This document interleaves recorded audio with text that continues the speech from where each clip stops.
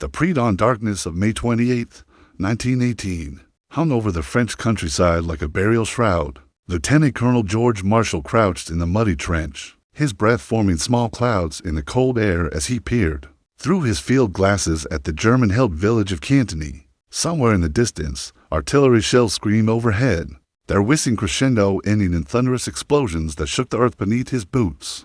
This was America's baptism by fire on the Western Front. For months, the American expeditionary forces had been relegated to supporting roles, training with French and British units while their commanders debated their readiness for independent action. The Europeans questioned whether these doughboys from across the Atlantic possessed the steel necessary to face the battle-hardened German war machine. General John Joseph Pershing, commander of the American Expeditionary Forces, had grown increasingly frustrated with this subordinate role. He knew that America needed to prove itself capable of independent operations, and Cantigny would be that proving ground. The village itself appeared deceptively peaceful in the pre-dawn gloom. Cantigny sat atop a strategic hill overlooking the surrounding countryside, its stone buildings and church spires silhouetted against the gray sky. But Marshall knew better than to trust appearances. German machine gun nests dotted the village, their crews alert and ready. Barbed wire stretched across every approach, creating deadly obstacles for any advancing force. The Germans had spent months fortifying this position, turning every building into a potential fortress. Colonel Hanson Ely, commanding the 28th Infantry Regiment, moved through the trenches like a man possessed. His weathered face bore the marks of a career soldier who had seen action in the Philippines, and his eyes held the steady gaze of a leader who understood the weight of history resting on his shoulders as he passed groups of young American soldiers, many barely out of their teens. He offered words of encouragement. These boys from farms in Iowa, factories in Detroit, and tenements in New York were about to face their first real test against an enemy that had been perfecting the art of warfare for nearly 4 years. The plan was ambitious yet straightforward. The 1st Division, known as the Big Red One, would launch a coordinated assault on Cantigny at precisely 5:45 in the morning. Artillery would soften the German defenses for an hour before the infantry advanced. French tanks would provide support, though their reliability remained questionable. Most importantly, this would be an entirely American operation, no foreign commanders dictating tactics or objectives. Private James Thompson from Kansas adjusted his rifle and checked his ammunition one final time. The 19-year-old farm boy had enlisted the previous summer, driven by patriotic fervor and a desire to see the world beyond wheat fields. Now, crouched in a French trench with mud seeping through his boots, he wondered if his mother's tears at the train station had been prophetic. Around him, his fellow soldiers engaged in the timeless rituals of men preparing for battle. Some wrote letters they hoped would never be sent, others cleaned weapons that were already spotless, and a few simply stared into the darkness, lost in private thoughts. The weight of American military honor hung heavy in the pre-dawn air. This battle would determine whether the United States could stand as an equal partner with the Allied forces or remain forever in their shadow. The doughboys of Cantigny were about to discover what manner of soldiers they truly were. Captain Clarence Huebner moved through the communication trenches with the practiced efficiency of a professional soldier. The 31-year-old officer from Kansas had risen through the ranks on merit alone, and his men trusted him implicitly. As he reached the forward observation post, he could see the first hints of dawn beginning to creep across the horizon. In exactly 47 minutes, the greatest artillery barrage in American military history would commence. The guns had been positioned throughout the night under cover of darkness. French 7.5s, American 3-inch guns, and massive howitzers stood ready to unleash hell upon the German positions. Major General Robert Lee Bullard, commanding the 1st Division, had insisted on overwhelming firepower to ensure his men's success. According to military historians documented in the American Battle Monuments Commission records, over 3,000 shells would fall on Cantigny in the space of 1 hour. Concentration of firepower that would have been unimaginable just a few years earlier. Sergeant Michael O'Brien checked his watch for the 100th time. The Irish immigrant from Boston had seen his share of scraps in the city's rough neighborhoods, but nothing had prepared him for this moment. Around him, 3 companies of the 28th Infantry Regiment waited in their assault positions. These men represented the diversity of America itself: farmers from the Midwest, industrial workers from the Northeast, cowboys from the West, and immigrants seeking to prove their loyalty to their adopted homeland.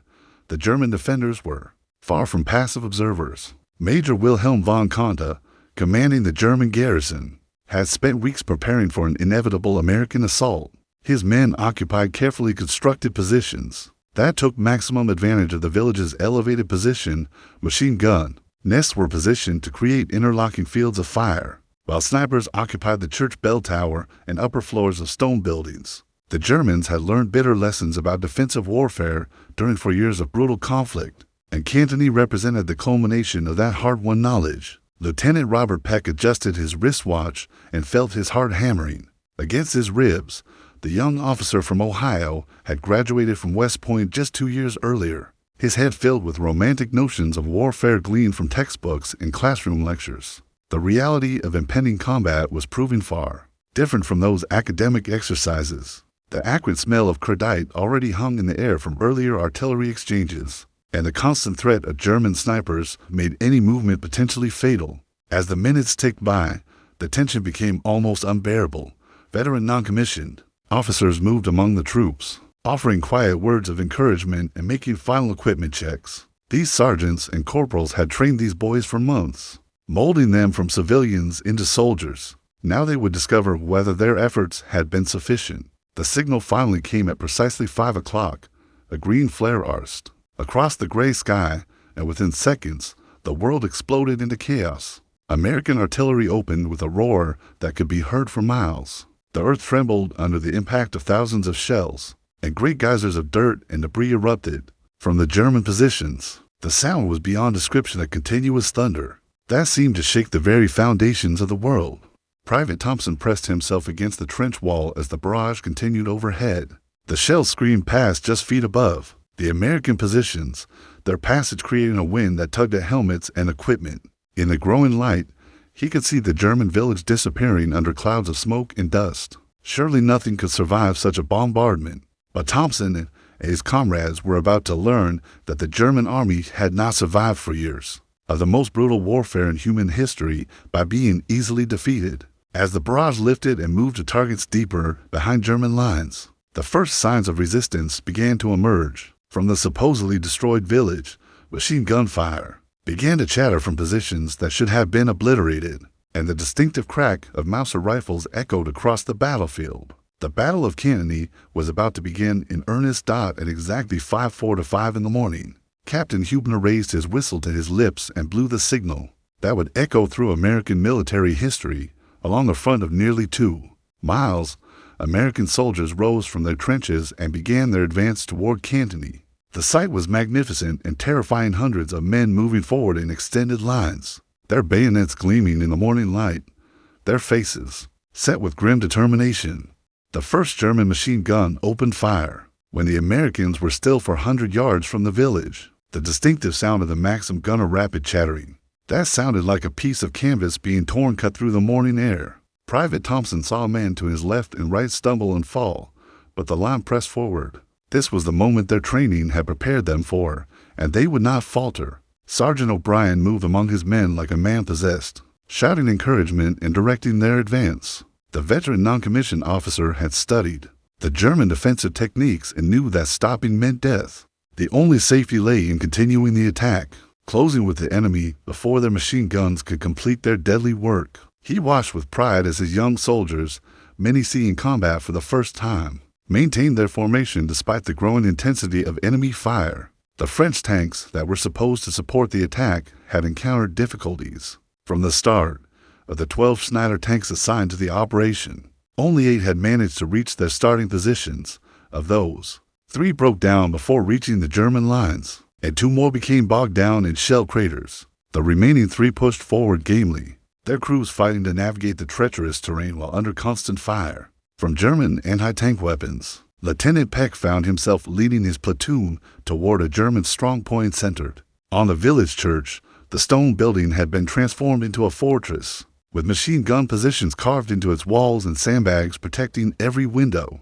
As his men approached, German fire intensified dramatically. The young officer realized that his textbook knowledge of tactics meant little in the face of such devastating firepower. Major von Conta coordinated the German defense from his command post in the village center. The experienced officer had fought on the Eastern Front before being transferred to this sector, and he understood better than most how to extract maximum advantage from defensive positions. His men had been ordered to hold Cantigny at all costs, and he intended to make the Americans pay dearly for every yard of ground. The first American soldiers reached the German wire at 6:15 in the morning. What followed was a series of individual battles, as small groups of Americans fought to breach the enemy defenses. Private Thompson found himself separated from his unit, crouched behind a shell crater with two other soldiers he barely knew. Ahead of them, a German machine gun continued its deadly chatter, cutting down anyone who attempted to advance. Drawing on reserves of courage he didn't know he possessed, Thompson pulled a grenade from his belt and prepared to assault the position. His companions followed his lead, and together they rushed forward, hurling their grenades into the German emplacement. The explosion silenced the machine gun, and the three Americans leaped into the position to find the German soldiers dead, and a third wounded, but still defiant, throughout the village. Similar scenes played out as American soldiers discovered what they were truly made of. Some units became pinned down by German fire and were forced to take shelter in shell craters. Others pressed forward with reckless courage, overwhelming enemy positions through sheer audacity. The battle was becoming a test of wills between the determined forces. With the outcome hanging in the balance dot by 7 o'clock, American forces had penetrated the German outer defenses in several places, but the fighting was far from over.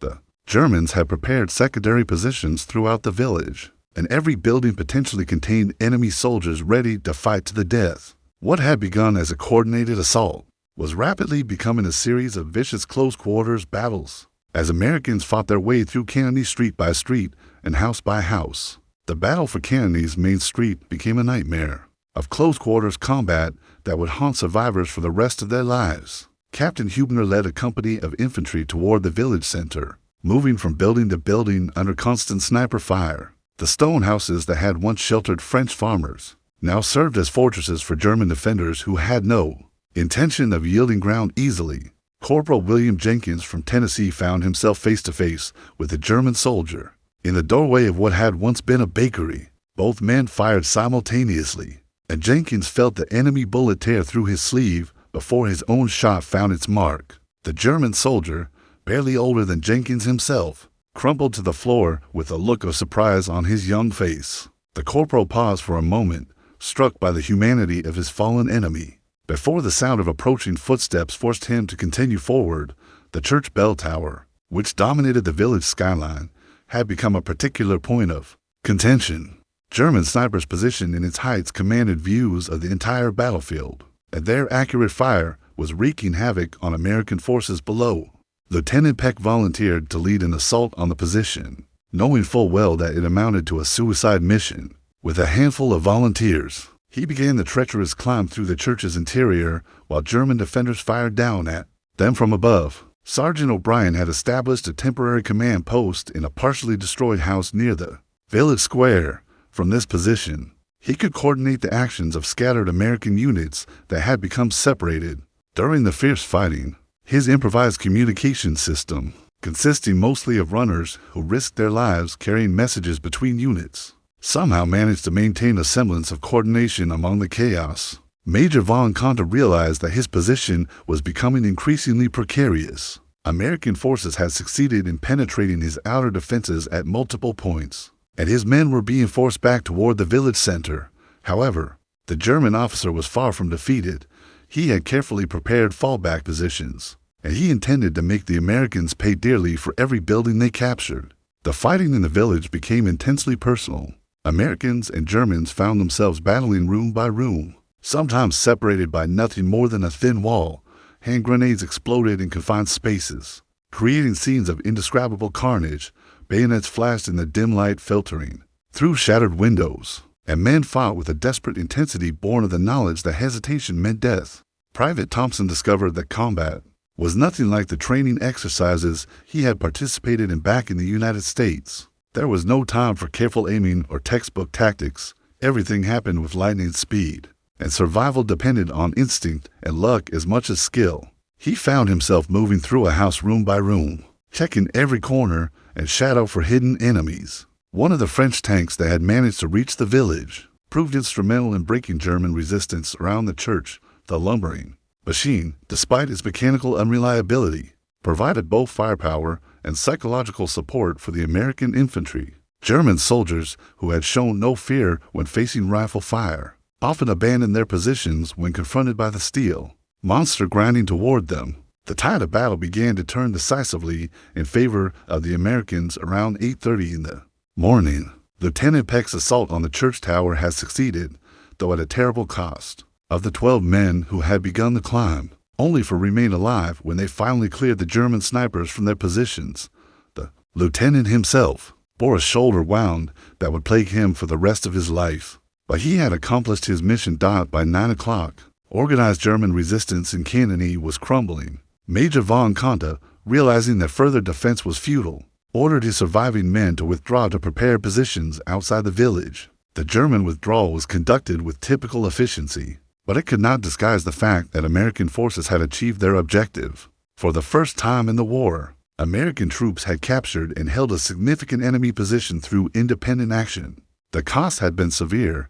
American casualties numbered in the hundreds, with many of the finest young men America had to offer lying still among the rubble of Cantigny's streets. But they had proven something invaluable: American soldiers could fight and win against the battle-hardened German army. The question now was whether they could hold what they had won. The German counterattack began at precisely 11 o'clock in the morning, just as American forces were beginning to consolidate their hold on Cantigny. Major von Conta had regrouped his surviving forces and received reinforcements from neighboring sectors. His orders were explicit: to take the village at all costs. The German high command could not allow American forces to maintain their foothold, as it would represent a dangerous precedent for future operations. Captain Hubner found himself in command of the American defense as senior surviving officer in his sector. The young captain had never imagined that his first major command would come under such circumstances. With German artillery shells beginning to fall on the village like deadly rain, he moved quickly to organize defensive positions, placing his men in the same buildings they had fought so hard to capture just hours earlier. The preparatory bombardment was unlike anything the Americans had yet experienced. German artillery, directed by observers who knew every building and street in Cantigny, fell with devastating accuracy. The church that had cost so many American lives to capture took a direct hit from a heavy shell, and Lieutenant Peck's hard-won observation post disappeared in a cloud of stone dust and debris. Somehow, the wounded lieutenant survived, emerging from the rubble with his uniform torn, but his determination intact. Sergeant O'Brien organized ammunition distribution among the scattered American units. The fierce morning battle had depleted supplies significantly. A resupply from the rear was proving difficult under German artillery fire. Medical corpsmen worked frantically to treat the wounded, often exposing themselves to enemy fire to reach fallen comrades. The American Red Cross Field Manual, according to contemporary military medical records, had not adequately prepared these young medics for the carnage they were witnessing. Private Thompson found himself manning a defensive position in what had once been the village school. Through the shattered windows, he could see German infantry assembling for their assault. The sight was both magnificent and terrifying: hundreds of gray uniformed soldiers moving with the precision of a well-oiled machine. These were not the raw recruits that filled German ranks later in the war, but veteran soldiers who had learned their deadly trade on battlefields from Belgium to Russia. The German assault began with a demonstration of tactical skill that impressed even their American enemies. Small groups of stormtroopers infiltrated American positions, while larger formations engaged in frontal attacks designed to draw attention. The Germans had learned from their morning's defeat and were now employing the sophisticated tactics that had made them masters of offensive warfare. Corporal Jenkins found his position under attack from 3 directions simultaneously. German soldiers had managed to work their way behind American lines, and the young Tennessean suddenly discovered enemies where he had expected friends. With ammunition running low and no hope of immediate reinforcement, Jenkins and his men prepared to sell their lives dearly. The fighting that followed was even more intense than the morning's battle. Americans who had spent hours capturing German positions now fought desperately to retain them. Every room became a potential battleground, and men fought with whatever weapons came to hand when their ammunition ran out. Entrenching tools became clubs, and bayonets served as spears in the confined spaces of Cantigny's buildings. Captain Hubner realized that his scattered forces were in danger of being overwhelmed. The German attack was coordinated and relentless, pressing simultaneously at multiple points where American defenses were weakest. He made the difficult decision to abandon some positions in order to concentrate his remaining men at defensible strong points. The withdrawal was conducted under fire, with many Americans never reaching their new positions. At the height of the German assault, when it seemed that American forces might be driven from the village entirely, an unexpected intervention changed the course of the battle. American artillery, which had been silent during the German bombardment to avoid hitting their own troops, opened fire on German assembly areas outside the village. The barrage was devastating, breaking up German formations just as they prepared to deliver the final blow. The tide turned again in favor of the Americans, but barely. By 2 o'clock in the afternoon, German forces were withdrawing once more, leaving behind evidence of their determined effort to retake Cantigny. The village square was littered with gray uniforms, and the buildings that had changed hands multiple times showed fresh scars from the renewed fighting. As the German artillery fire slackened and the immediate threat passed, American survivors began to assess their situation. They had held Cantigny, but at a tremendous cost. Many units had been reduced to less than half their original strength, and ammunition supplies were critically low. The question on everyone's mind was whether they could survive another such assault. The afternoon of May 28th brought no respite for the exhausted American defenders of Cantigny. German artillery continued to fall sporadically on the village, making movement dangerous and rest impossible. Captain Hubner established his command post in the cellar of a partially destroyed house, from where he attempted to maintain contact with his scattered units and coordinate resupply efforts. The wounded presented a particular challenge. American medical facilities had been established outside the village before the battle, but evacuating casualties under German fire proved nearly impossible. Corpsmen like Sergeant William Hayes from Massachusetts worked tirelessly to treat the injured, where they lay, often in exposed positions that offered no protection from enemy snipers. Hayes himself was wounded twice during the afternoon, but refused evacuation, continuing to tend to his comrades until he collapsed from blood loss. Private Thompson had been assigned to a forward observation post in the remains of the village. From this position, he could watch the German lines and report any signs of renewed attack. The 19-year-old farm boy had aged years in a single day, and his hands shook slightly as he gripped his rifle.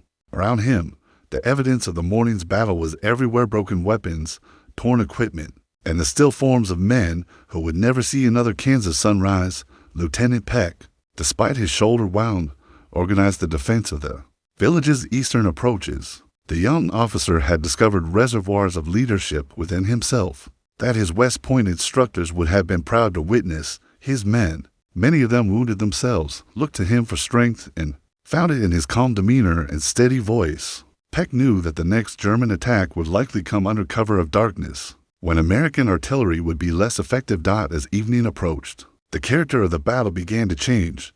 German infiltrators attempted to probe American positions under cover of growing darkness, leading to a series of tense encounters where friend and foe were difficult to distinguish. Sergeant O'Brien implemented a system of passwords and recognition signals, but the chaos of battle made such precautions only marginally effective. The supply situation grew increasingly desperate as night fell. Ammunition was running critically low, and many American positions were down to their last few rounds.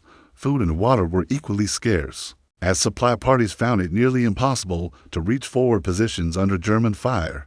Colonel Eli, commanding the regiment from his headquarters behind the lines, made the difficult decision to attempt a major resupply effort under cover of darkness. Corporal Jenkins volunteered to lead one of the ammunition parties forward. The young Tennessean understood the risks involved, but he also knew that his comrades would not survive another major German assault without additional ammunition. With a dozen volunteers, he began the treacherous journey through no man's land, carrying precious supplies on their backs. While German flares periodically illuminated the landscape, the night brought new horrors as well as new challenges. German snipers, invisible in the darkness, picked off American soldiers who exposed themselves for even a moment. The distinctive crack of Mauser rifles echoed through the village at irregular intervals, and each shot claimed another young American life. Medical corpsmen worked by candlelight in cellars and ruins, performing primitive surgery with inadequate supplies. Major von Conde spent the night planning his next assault. The German officer had received fresh reinforcements and new orders from higher command. Cantigny had become a symbol for both sides. For the Germans, it represented their ability to deny American forces any independent success. For the Americans, it embodied their emergence as a significant military power. Von Conde understood that he would likely have only one more opportunity to retake the village before American reinforcements arrived. The most crucial moment of the night came at approximately 2 o'clock in the morning. German stormtroopers, moving with practiced stealth, managed to infiltrate the American perimeter at several points. Lieutenant Peck's eastern sector bore the brunt of this probe. After nearly an hour, Americans and Germans fought a series of vicious close-quarters battles in complete darkness. Private Thompson found himself engaged in hand-to-hand combat with a German soldier who had somehow reached his observation post. The two young men, each fighting for his life and his country's honor, grappled desperately in the darkness. Thompson's farm boy strength eventually prevailed, but the encounter left him shaken and questioning the nature of warfare itself. By dawn on May 29th, the American forces in Cantigny had survived their second major test. They had repelled German infiltration attempts and maintained their hold on the village. Despite overwhelming challenges, casualties continued to mount and supplies remained critically low, but morale paradoxically began to improve. These young Americans were discovering that they possessed the same fighting qualities that had made their German enemies so formidable. The final German assault came with the first light of May 29th, as Major von Conde committed his remaining reserves in one last desperate attempt to retake Cantigny. The attack was perfectly coordinated, with German artillery falling precisely on American positions while infantry advanced under its protective umbrella. For the battle-weary American defenders, it seemed as though their ordeal would never end. Captain Hubner, now commanding what remained of multiple companies, realized that this assault was different from the previous attempts. The Germans were throwing everything they had at Cantigny, knowing that this represented their final opportunity. American reinforcements had been spotted moving forward, and within hours, the strategic situation would change permanently in favor of the Americans. Lieutenant Peck, his wounded shoulder preventing him from raising his rifle effectively, directed his men's fire from a shell crater that had become an impromptu command post. The young officer watched with pride as soldiers, who had been civilians just months earlier, fought with the skill and determination of veterans. Private Thompson, manning a machine gun position in Inn's ruins, fired controlled bursts at advancing German infantry with a steadiness that would have impressed his old drill instructors. The critical moment came when German forces succeeded in penetrating the American perimeter near the village school. Sergeant O'Brien, despite his own wounds, led a counterattack that drove the Germans back at bayonet point. The grizzled Irish-American non-commissioned officer fell during this action, but his sacrifice prevented a German breakthrough that might have collapsed the entire American defense. Corporal Jenkins, who had survived the night's ammunition run, found himself fighting in the same bakery where he had killed his first German soldier 2 days earlier. The irony was not lost on him as he engaged fresh enemy troops. Among the debris of his previous victory, the young Tennessean's ammunition ran out just as a German soldier appeared in the doorway. But Jenkins used his empty rifle as a club, fighting with the desperate strength of a man who refused to yield. As the morning progressed, it became clear that German strength was finally exhausted. Major von Conde, observing the battle from his command post, recognized that his men could give no more.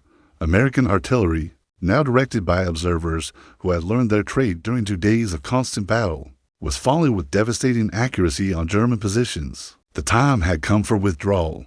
The German retreat began at approximately 10 o'clock in the morning, conducted with the same professionalism that had characterized all their operations. Von Conde's men withdrew in good order, carrying their wounded and destroying equipment they could not take with them. The major himself paused at his command post to salute in the direction of Cantigny, a gesture of respect for enemies who had proven themselves worthy opponents. American forces were too exhausted to pursue the retreating Germans.